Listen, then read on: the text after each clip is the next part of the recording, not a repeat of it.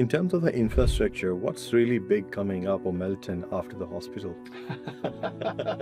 Well, that's a good question because look, I don't know because I'm retiring at the end of the year. So I'm retiring at the end of the year. So that'll be for hopefully whoever the new person elected in Melton. Wow, okay. But let me say that what's on the agenda right now is that again the hospital, as I say, new TAFE college will be built in Melton, and that should commence within the next few months. That'll be completed in 2028. Currently, there's 4 level crossings being removed, which will make a hell of a difference to traffic flow within Melton. We know like it's a kind of long waiting project for the community, and especially I think the growth part which you already touched on, everybody is waiting for that, and finally we can see the things are moving there. What update you would like to share with us? Yeah, I mean the Melton Hospital is the biggest project probably in the history of Melton. It'll probably be the biggest probably ever built in Melton, and it's a $1 billion project. It'll be a 274 bed hospital with a whole range of health services within that hospital, an emergency department, operating theatres, mental health beds, those sorts of things, maternity section, those sorts of things will be within this hospital.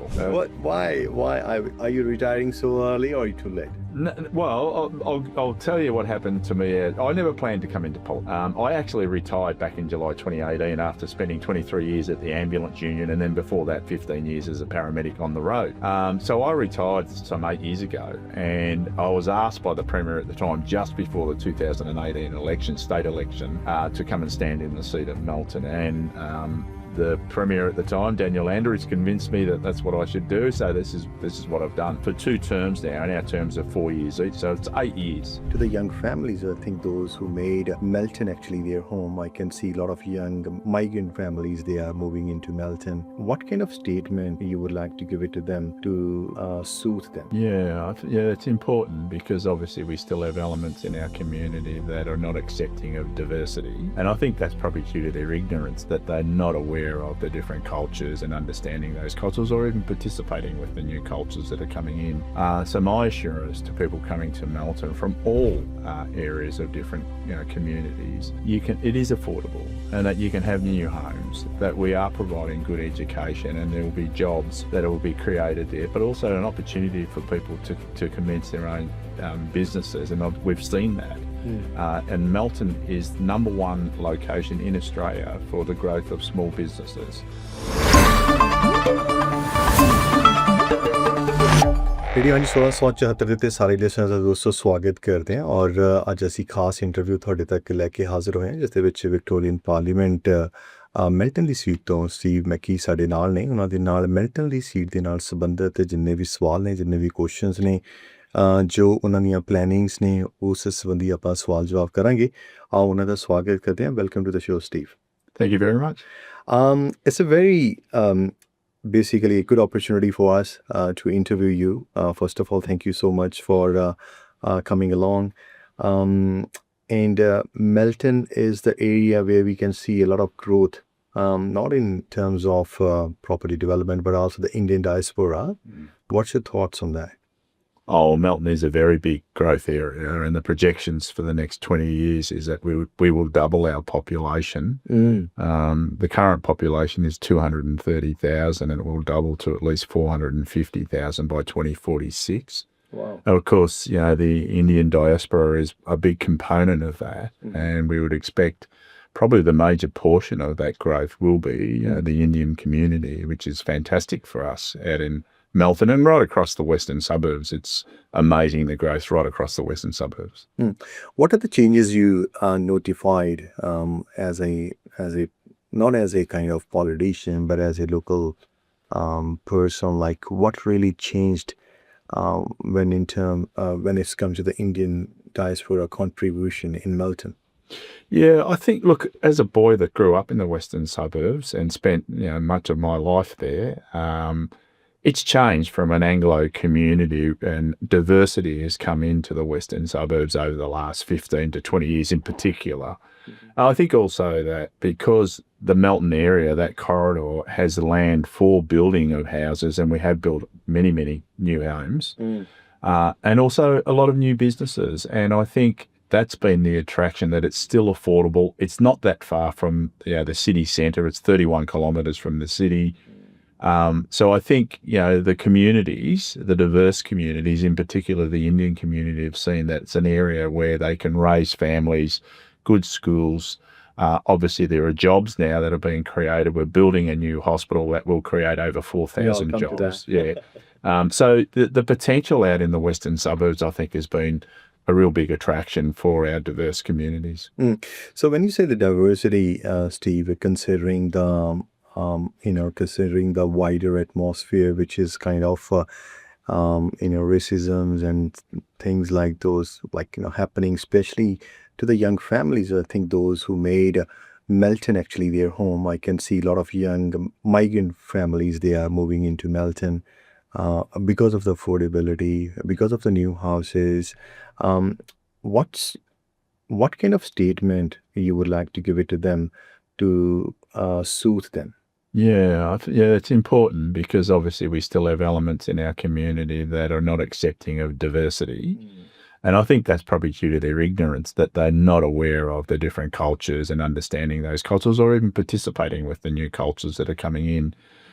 So my assurance to people coming to Melton from all areas of different communities is that it is affordable, and that you can have new homes, that we are providing good education, and there will be jobs that will be created there, but also an opportunity for people to commence their own businesses. And we've seen that. And Melton is #1 location in Australia for the growth of small businesses.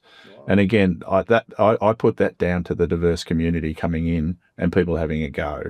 So we can assure people that we're improving infrastructure, and that's across the board. TAFE colleges start to be built within the next couple of months. There's no question that universities will come back into Melton when the hospital's completed, those sorts of things, and industries coming into Melton. So, my assurance to those people is that we do have a diverse community. The majority of our community are accepting of that, and they're socially cohesive. We have a very small element of people that are not accepting of that, but of course those people need to be educated. Yeah, exactly right. I think that when you touch on education, Steve, yes,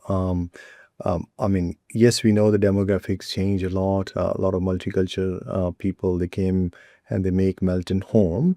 But when we look at the history of the Melton, there was a lack of basically education, I would say. Literacy level wasn't so high. You think the migrants, when they came into the town, they also changed those statics? Oh, absolutely. I think with the migrant influx, they're very high achievers, and they want the best for their kids. Exactly. And of course, they put their kids into the schools that they think will deliver the best outcomes for them. And I think that diversity has also lifted the standards within Melton, and I'll speak for the western suburbs also, right across the western suburbs. So I think that's a great thing, that we can have the diversity in schools in our community, learning through the different cultures, but I think it's lifted the educational standards. And of course, there's diversity in our teaching ranks now. Our teachers are not just Anglo teachers, they're from all countries. Yep. And we're recruiting internationally for teachers because there has been a shortage. Yeah. So those things too are imparting their educational experiences onto the students, which is fantastic for all of us. And now the $1 million question about the Melton Hospital. We know it's a kind of long waiting project for the community, and especially I think the growth part, which you already touched on, everybody is waiting for that. And finally, we can see the things are moving there. What update you would like to share with us? Yeah, the Melton Hospital is the biggest project probably in the history of Melton, and it'll probably be the biggest building probably ever built in Melton. And it's $1 billion project. It'll be a 274-bed hospital with a whole range of health services within that hospital, an emergency department, operating theatres, mental health beds, those sorts of things, maternity section, those sorts of things will be within this hospital. The progress is moving along really well now. Major construction's already started, and we can see there's 6 cranes on the skyline. You can see the facilities and the framework coming out of the ground now. So each day as you go past the Melton Hospital site, you can see there's already additional construction happening there. The end date for it to be completed is in the first quarter of 2029, so another 2.5 years, 3 years maximum. But again, they're constructing it well, and I applaud the construction workers that are working on that building. We've got about 400 construction workers on the site today doing that work, and they'll be there every day. So for the people of Melton and surrounding area, they will have a first-class hospital provided for in Melton that will deliver the services. And people have already suggested it's too small, too slow. Let me reassure them, this will be a first-class hospital that they'll be proud of. We've just opened the new 𝐾𝐲𝐿 hospital. This will be a smaller version of that, but it will probably be even better than the 𝐾𝐲𝐿 hospital because we're learning from the things that have happened at 𝐾𝐲𝐿 and during that building and all those sorts of things. But also the Melton Hospital has been future-proof for a further stage later on. So people in Melton will be very proud of this once it's open in 2029. I mean, waiting period is something which we always talk about in a public domain, like, long waiting period and stuff like that. But I can imagine, like, when the hospital is up and running, and the other hospital workload will also be reduced in some areas. You think that's going to help Melton and the other hospitals in a longer way? Oh, absolutely. This hospital will be managed by Western Health, who manages 𝐾𝐲𝐿, Sunshine, Joan Kerner, Bacchus Marsh, and of course the new Melton facility. So there is a link to all of that, and not only sharing of staff, sharing of services. It will take some pressure off, your Sunshine hospitals, your Joan Kerner hospitals, and even 𝐾𝐲𝐿 to some degree. It'll be better for the local people in Melton that they don't have to travel so far to go to hospital. Great for relatives if they have a family member in the hospital, to be able to visit them and be close to them. So it will be benefits all round in regard to the local area, not only Melton, but the surrounding areas of Melton, for people to be able to access that health facility, which will be, as I say, managed by Western Health. Do we have emergency services facilities as well there, or? Well, there's an emergency department, but also there will be an area where the ambulance service paramedics are able to take their patients into there. And currently we have 2 ambulance stations in Melton. There's a third one to be built, one not that far from the hospital, probably within a couple of kilometres from the hospital.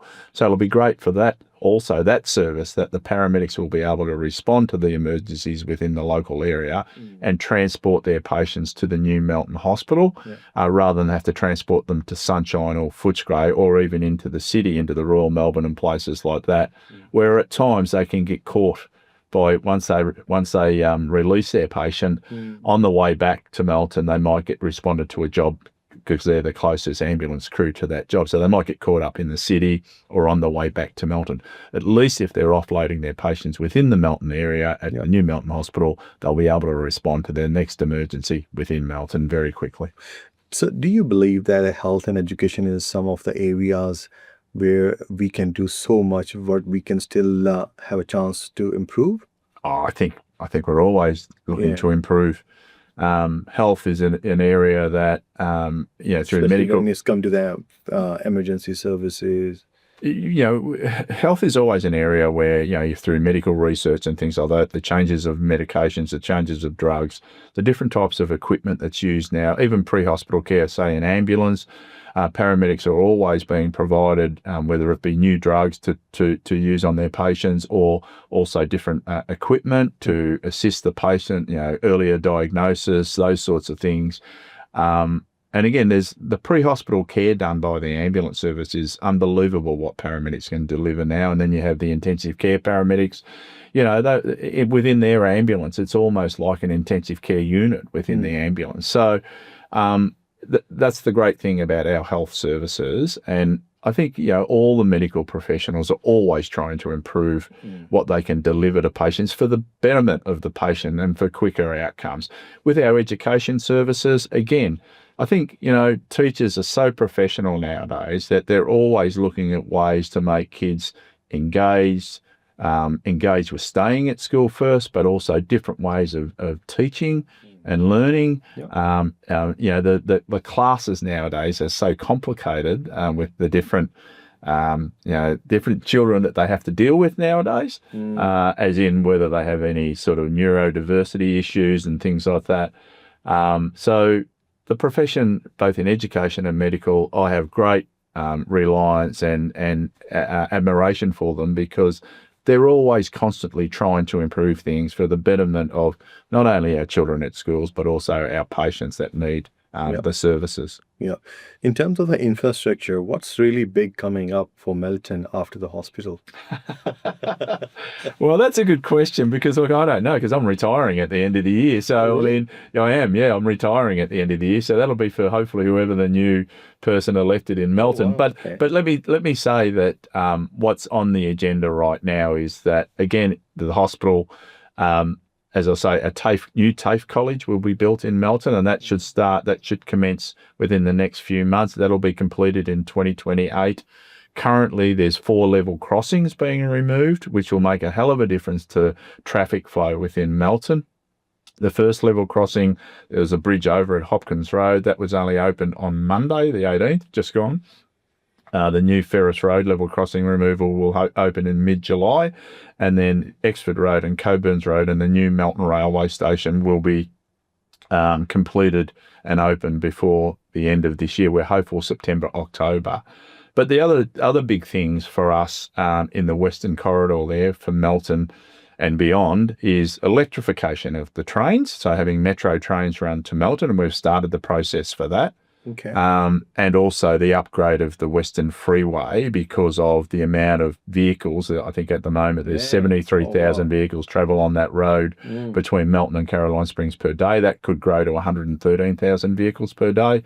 So it'll be the upgrade of the Western Freeway will be a big project. Much needed, yeah. Yeah, it's much needed. And of course, the Albanese government has allocated $1 billion to start that process, and we're already in motion there's already works going on, pre-construction works going on along that section of the freeway.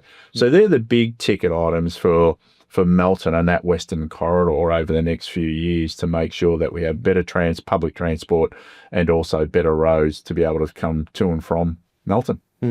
My next question, actually, you basically demolished that after retiring. Yeah? I was asking you what's your future vision.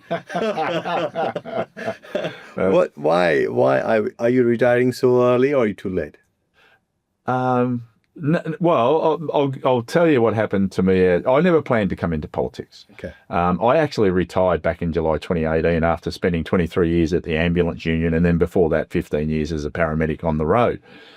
So I retired some 8 years ago, and I was asked by the Premier at the time, just before the 2018 state election, to come and stand in the seat of Melton. And the Premier at the time, Daniel Andrews, convinced me that that's what I should do. So this is what I've done for 2 terms now, and our terms are 4 years each. So it's 8 years. I'm getting on a bit in life, and my wife and I already had plans to travel around the country by road and have a look at Australia, because even though we'd seen a bit, we wanted to see a lot more.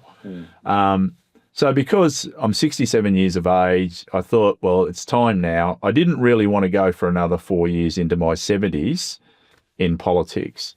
And I just think it's the right time for me to go. We've achieved so much in Melton over the last 8 years, and I think it's someone else can do it now, and I think they'll do a good job, hopefully. And Melton's well and truly on the way to becoming a big city, big population, great diversity, great place to live and spend time and be educated, sport, all those sorts of things, jobs, and I think whoever takes over will continue that on, and I look forward to coming into Melton and seeing the progress. Yeah. Anything you feel that left behind in your tenure?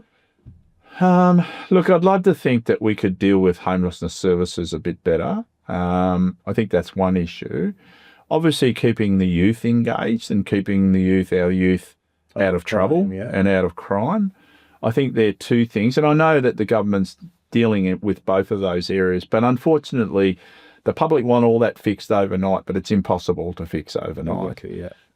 And one message I will say is that they're community issues. They're not just policing issues. They're not just government. Police and government can't just fix it all. It comes back to families. It comes back to communities. So it comes back to each individual, yeah. And it comes back to each individual. And not just keeping our kids involved with education and sport and things like that. We've got to keep them involved with life and make them feel like they're supported, to keep them away from crime. And we need to report crime. That's one of the things we need to report. It's okay for people to criticise government. you know, and I've said this when we've had some stabbings in Melton, and that is that a lot of people sort of rah and criticise the government and criticise the police. But if they know someone's carrying a knife, report it. The police can't do anything about it unless they're told about it. Right? But do you think the number of staff they are short in at the moment, they are also struggling when it's come to the police report and action? Well, there's about 1,400 vacancies across the police force. Yeah. And I know that they're recruiting vigorously. I think they're putting two groups through the academy every fortnight. Wow. And they're on a big recruitment drive right now.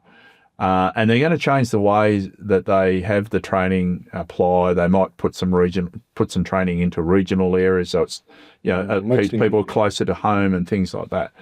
So I think that's great. We saw a situation as an outcome of the last enterprise agreement for police, where some of the more experienced police finished up their careers before the end of last year because of certain entitlements within their enterprise agreement. So I think that was a complication as an outcome of their enterprise agreement, and with respect, they are entitled to that. But there's no question that we want to fill all the vacancies. We have the biggest police force in Victoria in Australia, but we need the vacancies filled. There's no question about it. And I noticed today in the papers that the government's put up funding out of the budget for recruiting 200 police reservists, which is former police officers coming back into the job to do the work at the station to allow operational police officers to be out on the road.